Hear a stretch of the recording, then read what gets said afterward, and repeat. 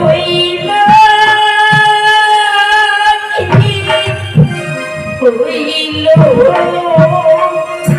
স্বামী আমার